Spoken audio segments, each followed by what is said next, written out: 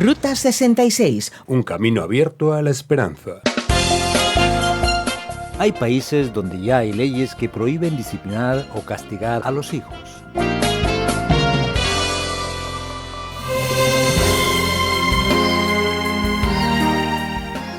Aunque el desierto de Arizona es hoy uno de los grandes atractivos de la Ruta 66, en los años de la Gran Depresión fue el escenario del éxodo de los agricultores de Oklahoma que se dirigían a California en busca de oportunidades.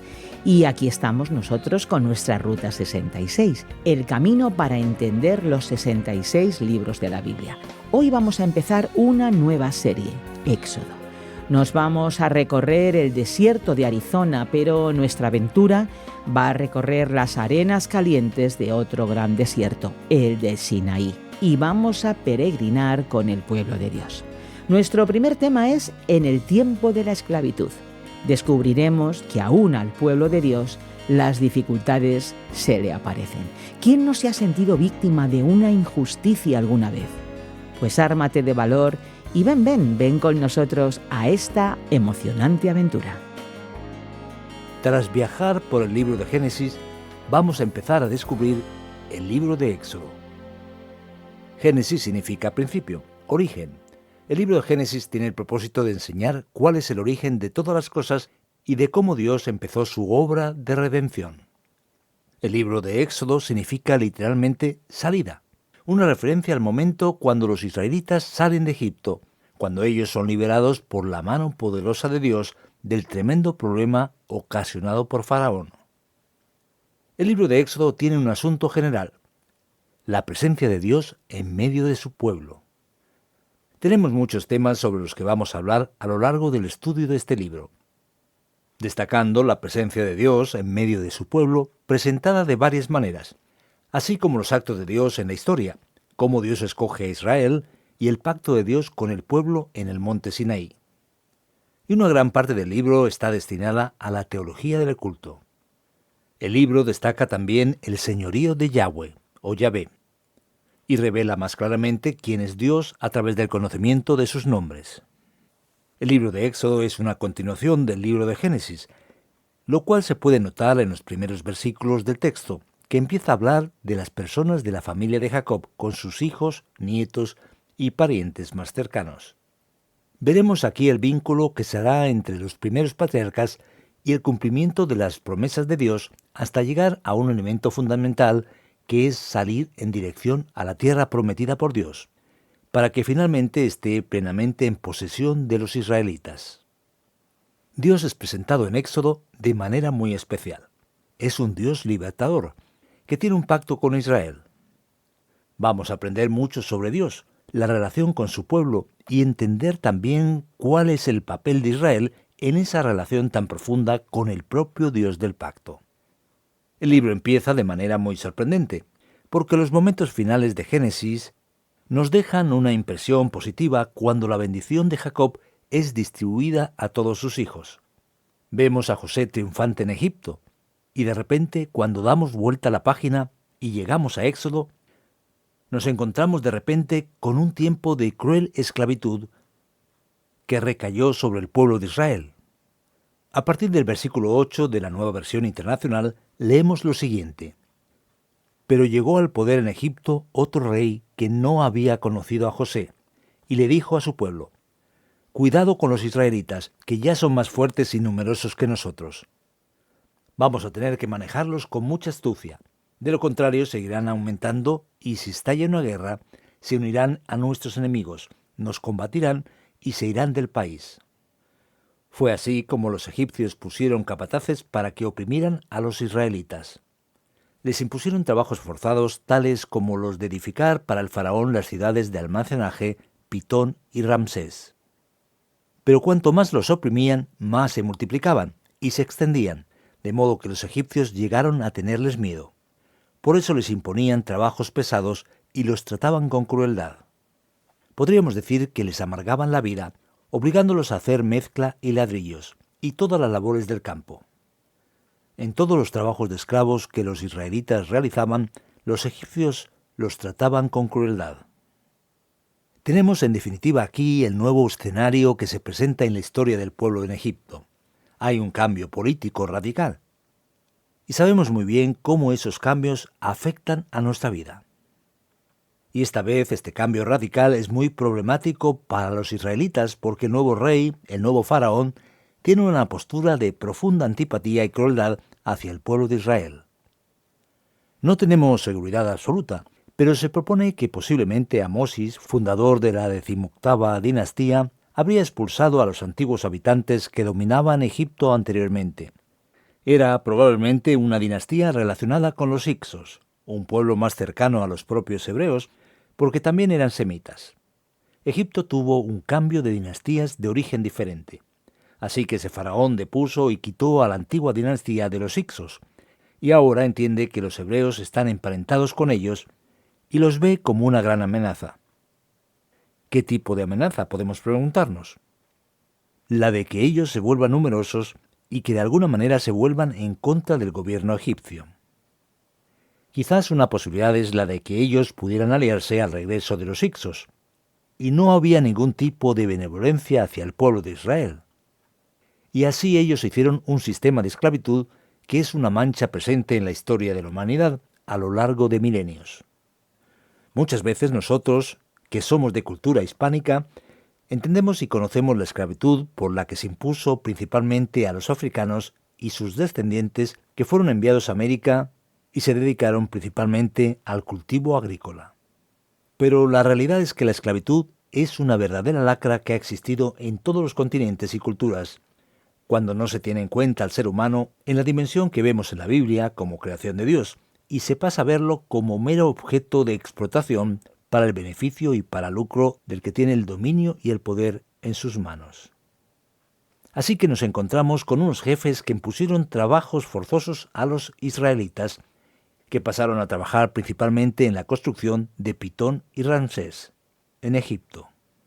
Y la vida de los israelitas fue volviéndose cada vez más difícil. Es importante destacar que el hecho de que alguien pertenezca al pueblo de Dios no excluye que pase por momentos difíciles e incluso por momentos más complicados de lo que podemos imaginar. El pueblo de Dios está sufriendo bajo la esclavitud, y Dios sabe lo que está pasando. Y tiene un plan. Tiene su mano actuando por detrás de la historia para construir su bellísima y magnífica historia de salvación y redención. Siguiendo con el texto, a partir del versículo 15, la Nueva Versión Internacional nos trae un episodio muy interesante y también intrigante. Dice el texto que había dos parteras de las hebreas llamadas Sifra y Fubá, a las que el rey de Egipto ordenó: cuando ayudéis a las hebreas en sus partos, fijaos en el sexo. Si es niño, matadlo, pero si es niña, dejadla con vida. Sin embargo, las parteras temían a Dios, así que no siguieron las órdenes del rey de Egipto, sino que dejaron con vida a los varones.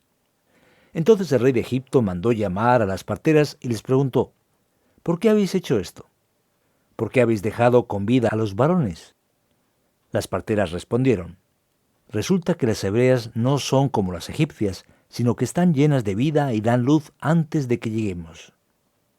De este modo los israelitas se hicieron más fuertes y numerosos.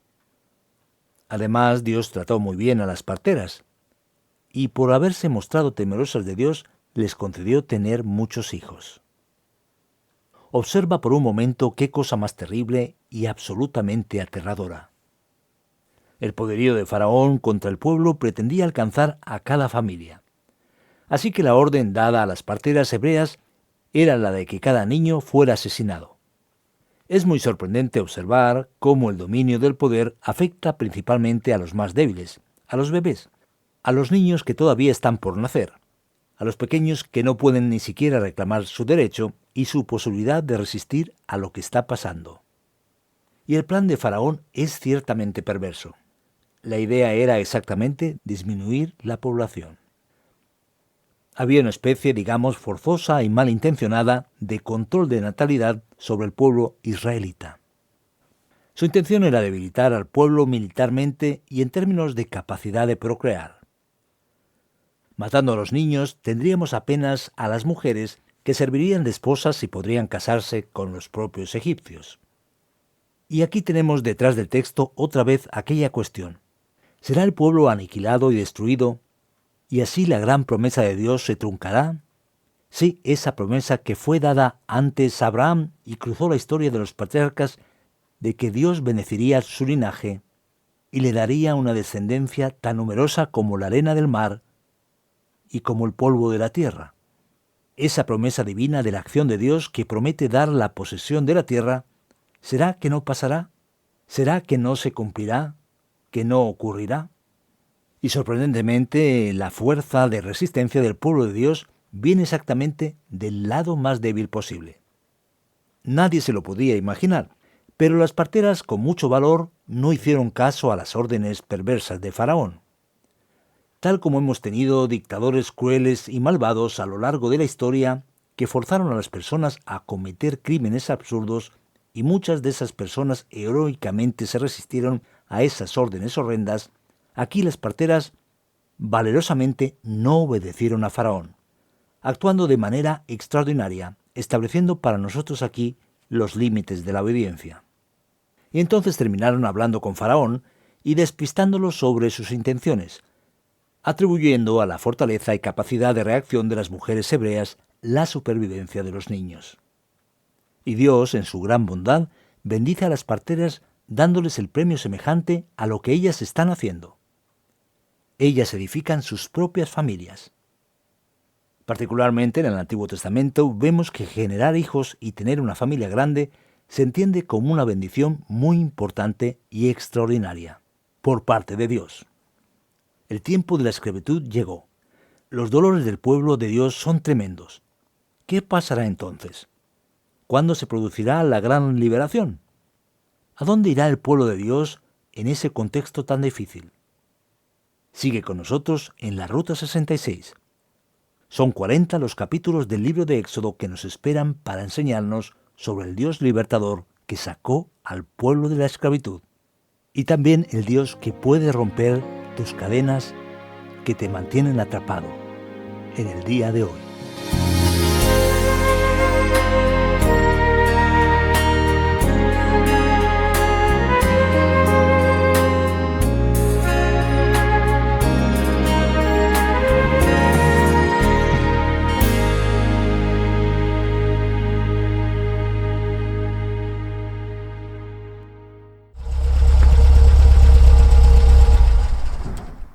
Qué bueno es este viaje por las páginas de la Biblia.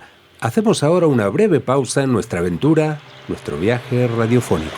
Pues sí, hay muchas maneras de viajar, en automóvil, en motocicleta, en bicicleta, en avión, en barco. Pero aquí viajamos a través de la radio en nuestra Ruta 66. Pero ¿sabes qué? En Ruta 66 no solamente viajamos con la radio tradicional, también podemos disfrutar de Ruta 66 en plataformas digitales. Es verdad, son diferentes vías por las que podemos aprender de la palabra de Dios con los estudios de Ruta 66. Buscando RTM Ruta 66, podemos elegir diferentes formas en las que seguir con nuestro viaje bíblico.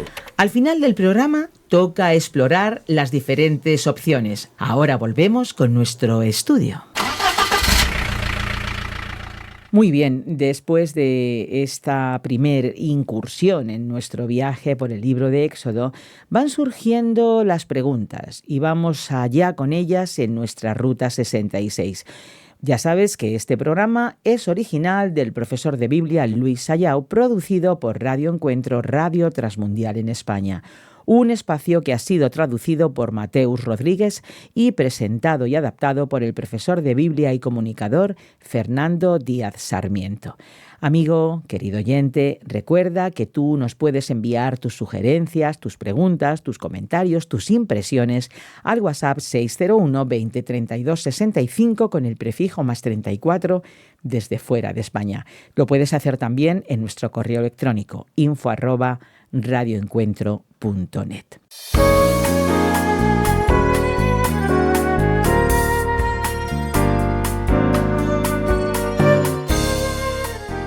Y me viene la primera pregunta. ¿Hasta qué punto hay que obedecer al gobierno? Es el primer capítulo y el faraón está, digamos, un poco enfadado.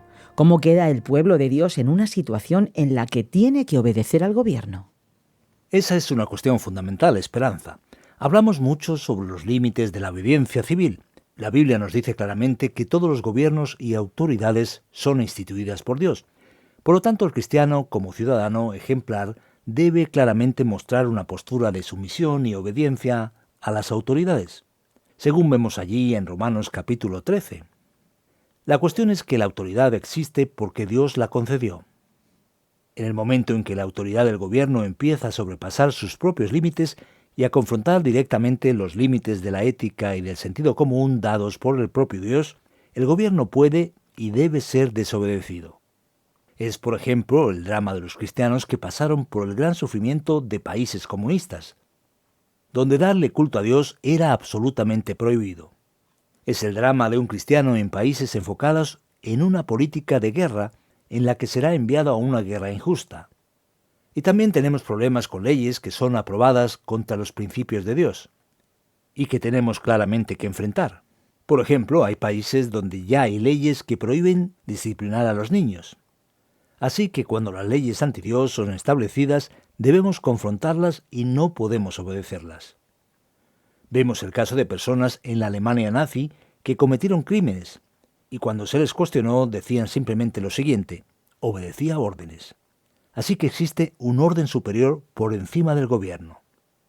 Es más importante obedecer a Dios antes que a los hombres. Conforme vemos en el libro de Hechos, el caso de Pedro y Juan desobedeciendo la orden de no predicar el Evangelio. Eso es lo que está pasando con las parteras en Egipto. El texto, en el versículo 7, dice que el pueblo era fecundo, y en el versículo 15, 2 parteras son llamadas para hacerse cargo de una multitud. ¿Qué es lo que pasa aquí? ¿Ellas daban abasto? ¿Eran suficientes para tanto trabajo?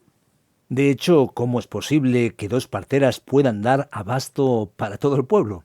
Probablemente son 2 parteras más importantes que o bien representan al pueblo, o más probablemente serían parteras equivalentes, digamos, a jefas de maternidad, o algo así. Es algo más razonable. Sabemos sus nombres y que no son egipcias, y son de hecho del pueblo de Dios. Y las otras parteras probablemente trabajaban bajo el mandato o supervisión de Sifra y Fubá. Por eso es que el pueblo era preservado. Ellas no son simplemente parteras particulares.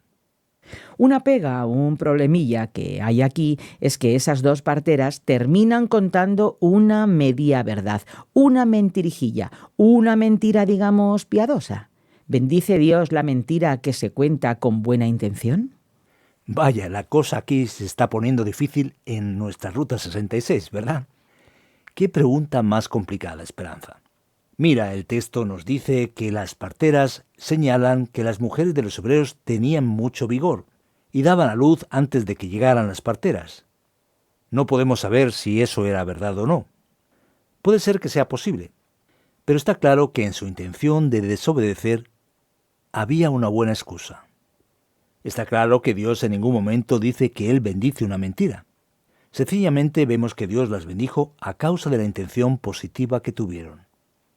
Así que si ellas de hecho mintieron, o quizás dirigieron el asunto de manera engañosa, vemos que Dios las bendijo en cuanto a su intención de salvar a los niños. Ahora bien, es importante destacar que en muchos momentos en la vida vamos a tener que tomar una actitud ante circunstancias muy complicadas. Muchos estudiosos, por ejemplo, que estudian la ética y la dividen de manera jerárquica, dicen que hay situaciones en las que debemos escoger el mal menor. Es como si, por ejemplo, alguien se acercara a mí queriendo perseguir a una persona para matarla, y yo oculto a esa persona en casa. Entonces el perseguidor pregunta: ¿está en tu casa? Si yo digo la verdad, entrego a esa persona a la muerte. Así que si me veo ante una situación como esa, a lo mejor el mal menor es la única alternativa ética para una situación sin posibilidades de tener una solución. Dios, en su sabiduría y justicia, seguramente sabrá lidiar con esa situación dependiendo de lo que la persona realmente está haciendo. Gracias, Fernando, por la explicación. Y tú, amigo que nos escuchas, no te marches, sigue con nosotros porque ahora viene la aplicación del estudio de hoy.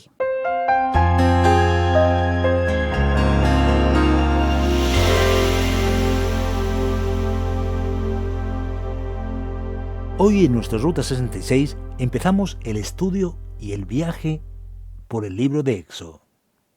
Como recordarás, hablamos sobre el tema en el tiempo de la esclavitud. ¿Cuál es la gran lección que vamos a encontrar en este primer capítulo de Éxodo? Descubriremos que Dios está actuando aun cuando no nos damos cuenta. El escenario es ciertamente aterrador, terrorífico. ¿Dónde está el Dios de José?, nos preguntamos. Se cambió la dinastía de Egipto. El pueblo está sufriendo una grande y cruel esclavitud y aparentemente Dios no hace nada. Si observamos la situación de los individuos trabajando para construir las ciudades de almacenaje del propio Egipto, ellos seguramente estaban cuestionándolo. Pero detrás de eso Dios estaba actuando. Dios estaba bendiciendo la intención de las parteras en preservar a su propio pueblo. Él era consciente de toda la situación y pronto levantaría al gran libertador Moisés, que sacaría al pueblo de la esclavitud. Por lo tanto, querido amigo, querida amiga, no te desanimes. No tires la toalla. ¿Estás sufriendo quizás bajo algún tipo de esclavitud o problema? Dios está actuando, aunque no te des cuenta. Es momento de confiar en Él.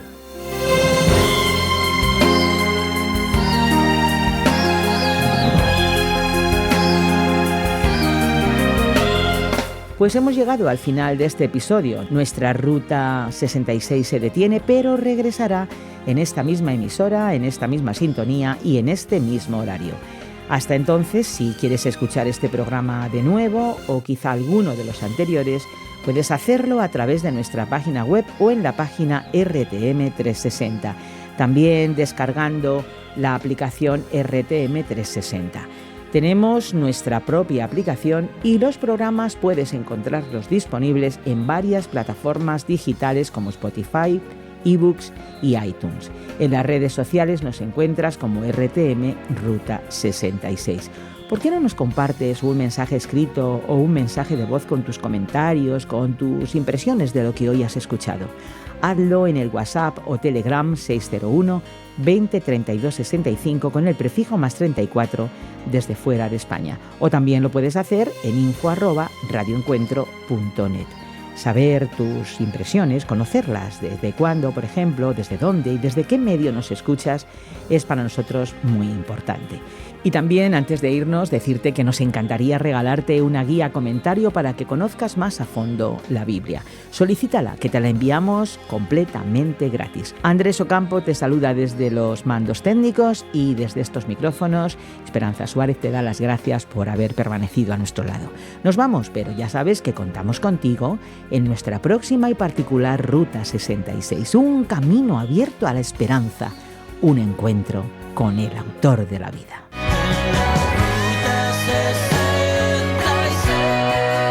Descarga la app de Ruta 66 y sigue RTM Ruta 66 en las redes sociales. Aquí te esperamos.